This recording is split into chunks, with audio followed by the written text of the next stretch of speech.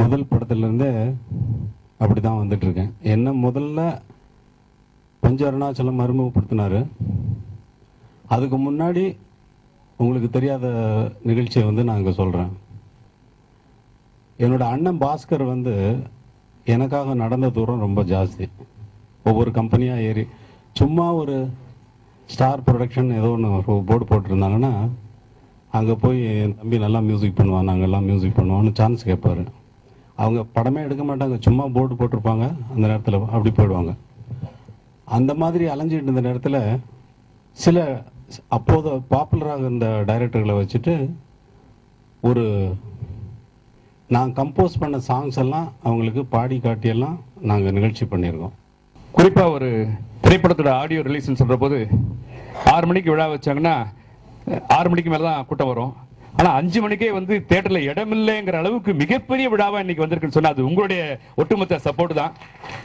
ஒவ்வொரு கணமும் இளையராஜா சார் எப்போ வருவார் அப்படின்னு அந்த அளவுக்கு ஒவ்வொருத்தரும் காத்திருந்து நிறைய பேர் வெளியே போய் எங்களுக்கு இடமே இல்லைன்னு சொல்லி வெளியே நின்றுருக்காங்க.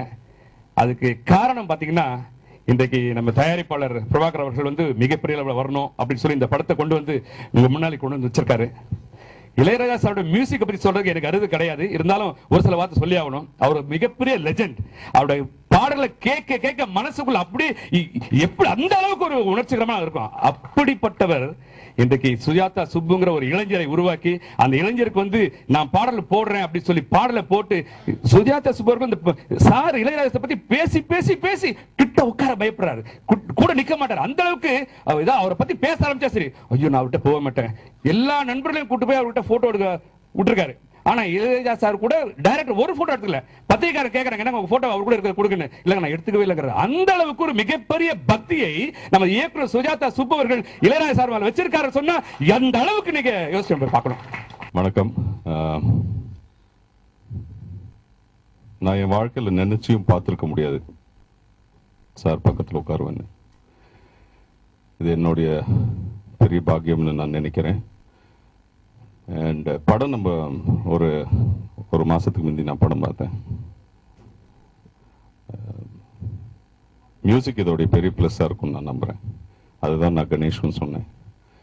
அண்ட் ராஜா சாரோடைய பற்றி நான் பேசுறதுக்கு தகுதி உள்ளவனா இல்லையான்னு எனக்கு தெரில. ஸோ நான் பேச முடியாது சார். பட் இந்த பாட்டுடைய மெலடி வந்துட்டு நான் படம் பார்த்து வீட்டுக்கு போகிறப்போ நான் யோசிச்சுக்கிட்டே போகிறப்போ என் ஃப்ரெண்டும் வந்திருந்தார் படம் பார்க்கறதுக்கு. 2 பேரும் பேசிக்கல. ஒரு 10 நிமிஷத்துக்கு அப்புறம் பேசுகிறப்போ ஃபர்ஸ்ட் வார்த்தை பேசினதே மியூசிக் பற்றி தான். ஸோ இந்த படம் வெற்றி அடையணும், எல்லாருக்கும் நல்ல வாய்ப்பு வரணும். அம்பத் சார் சொன்ன மாதிரி இந்த படத்தோட பெரிய ப்ளஸ் மியூசிக் டைரக்டர். அவரை பற்றி நான் பேச எனக்கு வந்து வயசே இல்லை, நான் பிறந்திருக்கவே மாட்டேன் அவர் வந்து மியூசிக் போடும்போதெல்லாம். பிகாஸ் என் ட்ரீம்ஸ் கம்ஸ் ட்ரூ. எல்லா ஹீரோஸுமே ஆசைப்படுறதா ராஜா சார் மியூசிக்கில் பண்ணணும் அப்படின்னு. அது எனக்கு வந்து நினைவாக்குறது வந்து Prabhakaran sir and director Ganesh sir. ரொம்ப தேங்க்ஸ் அவங்களுக்கு எனக்கு இந்த வாய்ப்பு கொடுத்ததுக்கு. அண்ட் முழுக்க முழுக்க இந்த படம் வந்து நான் நடிச்சிருக்கேன் அப்படின்னு சொல்றதோட director, producer, cameraman, music director இவங்கெல்லாம் வாழ்ந்திருக்காங்க. அவங்க கூட நான் கொஞ்சம் ஏதோ தொத்திக்கிட்டேன், அவ்வளோதான். மற்றபடி நான் ஒன்றும் பெருசாக பண்ணியிருக்கேன்னா அவங்க சொன்னதை நான் பண்ணியிருக்கேன். அதனால முக்கியமா இந்த படத்தோட பெரிய பிளஸ் ராஜா சார், டைரக்டர், கேமராமேன் சார் இவங்களோட ஒர்க் எல்லாமே ஸ்கிரீன்ல பாத்தீங்கன்னா உங்களுக்கே தெரியும். நான் வார்த்தையே கிடையாது. உங்களோட சப்போர்ட் இந்த படத்துக்கு அதிகமா இருக்கணும்னு ஆசைப்படுறேன், கேட்டுக்கிறேன். தேங்க்யூ.